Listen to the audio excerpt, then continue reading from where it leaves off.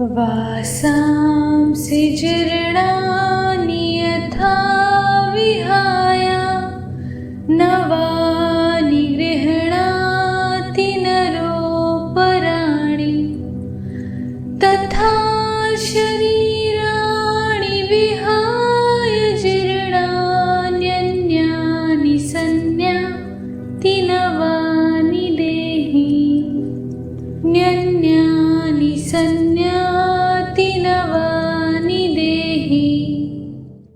अर्थात जिस प्रकार मनुष्य पुराने वस्त्रों को त्याग कर नए वस्त्र धारण करता है, उसी प्रकार आत्मा पुराने तथा व्यर्थ के शरीरों को त्याग कर नवीन भौतिक शरीर धारण करता है।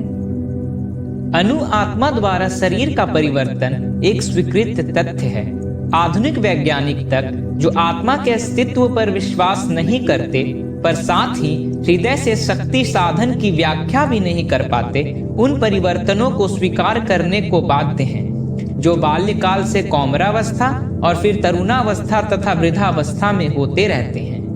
यदि आप एक छोटे बच्चे का निरीक्षण करते हैं तो आप पाएंगे कि यह कभी खुश, कभी उदास और कभी भयभीत होता है, बिना किसी स्पष्ट कारण के।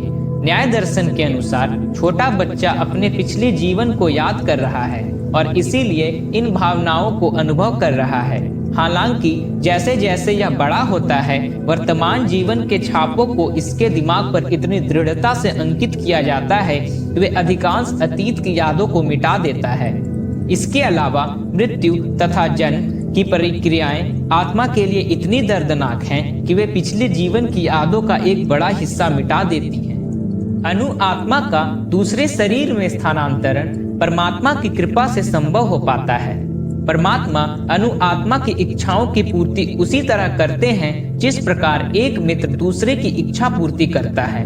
मुंडक तथा श्वेताश्रवतर उपनिषदों में आत्मा तथा परमात्मा की उपमा दो मित्र पक्षियों से दी गई है और जो एक ही वृक्ष पर बैठे हैं।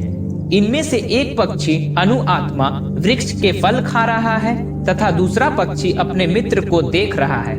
यद्यपि दोनों पक्षी समान गुण वाले हैं, किंतु इनमें से एक भौतिक वृक्ष के फलों पर मोहित है तो दूसरा अपने मित्र के क्रियाकलापों का साक्षी मात्र है।